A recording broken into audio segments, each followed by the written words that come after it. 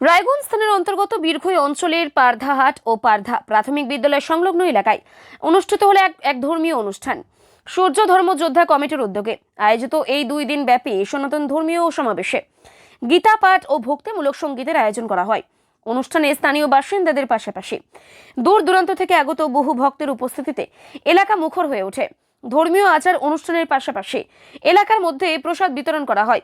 সংগঠনের পক্ষ থেকে জানানো হয়েছে, এক ভক্ত উত্তম বর্মন তার মনস্কামনা পূর্ণ হওয়ায় প্রায় 25 মণ দুধ দান করেন। সেই দুধ দিয়ে প্রস্তুত করা প্রসাদ ভক্তদের মধ্যে বিতরণ করা হয়। এছাড়াও সংগঠনের পক্ষ থেকে জানানো হয়, পরিবেশ সচেতনতা, শরীর চর্চা, গীতাপাঠ এবং মেডিটেশনকে কেন্দ্র করে কালিয়াগঞ্জ, রায়গঞ্জ ও ইটাহার এলাকায় মোট 13টি ধর্মীয় পাঠশালা পরিচালিত হচ্ছে। 2022 সাল থেকে শুরু হওয়া এই সংগঠনের বর্তমানে প্রায় 300 থেকে 400 জন সদস্য রয়েছে বলে জানা গেছে। যুগল বিশ্বাস। কোথায় বাড়ি? আমার বাড়ি পলতর রুইমারি। এই জায়গাটার নাম? এই জায়গাটার নাম পারধা। কি হচ্ছে এখানে? এখানে আমাদের সূর্য ধর্ম যোদ্ধা কমিটির তরফ থেকে এক ভক্ত 25 মণ দুধ দান করেছেন।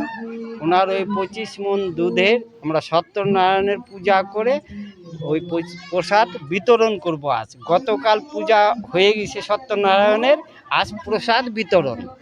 তার জন্য সারাদিন আমরা গীতা পাঠ, ভাগবত পাঠ, ব্যায়াম চর্চা, পরিবেশ নিয়ে আলোচনা করব। এবং আমাদের এই সূর্য ধর্মযোদ্ধা কমিটিতে আজ প্রায় 4 বছর থেকে চলছে। আমাদের 13খানা স্কুল আছে। প্রতি ইংরেজি মাসের 1 তারিখে আমাদের গীতা পাঠ হয় প্রত্যেকটা স্কুলে। আমাদের ধর্মগুরু 20 জন ধর্মগুরু আছি আমরা। আর আমাদের মোট এই সূর্য ধর্মযোদ্ধা কমিটির 40-50 জন সদস্য, তারপর বহু ভক্তবৃন্দ আছে। মোটামুটি ধরেন প্রতিটা গ্রামে যখনই আমরা 1 তারিখে পাঠ করতে যাই তখন আপনার 150-200, কোনো স্কুলে 250 পর্যন্ত ভক্ত হয়।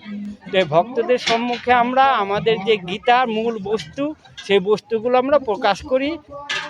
এবং আমাদের যে সনাতন ধর্ম, যে ধর্মটা পৃথিবীর সর্বশ্রেষ্ঠ ধর্ম এবং পৃথিবীর প্রথম থেকেই যে সনাতন ধর্ম, সেই সনাতন ধর্মকেই আমাদের মূল উদ্দেশ্য যে জাগরণ করা, যে সনাতনী সব এক হও, সনাতনী আমরা সকলে ভাই ভাই, হাড়ি মুচি চামার দম, এতে কোনো ভেদ নাই।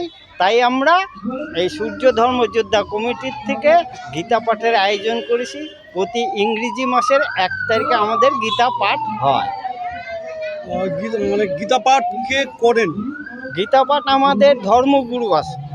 যেমন আমি একজন ধর্মগুরু, আমি প্রতি ইংরেজি মাসের 1 তারিখে প্রত্যেকটা স্কুলে গীতা পাঠ করি। হয়তো আজকে দেখা গেল আমাকে পাঠধায় এই 1 তারিখে পড়লো, পরে হয়তো আবার 1 তারিখে অন্য কোনো স্কুল আমাদের পড়তে পারে। মানে 13খানা স্কুল আমাদের গীতা পাঠের, মানে নির্দিষ্ট কেউ এক স্কুলে থাকতে পারি না আমরা। আর কবে শুরু হয়েছে আপনাদের এই প্রোগ্রাম? আর 2022 সাল না, বলছি এই যে চলছে যে প্রোগ্রামটি, হ্যাঁ, সেটা এই প্রোগ্রামটা গতকাল সত্যনারায়ণের পূজা, আজকে প্রসাদ বিতরণ, গীতা ভাগবত নিয়ে আলোচনা। আর শেষ কবে হবে? আজকেই শেষ।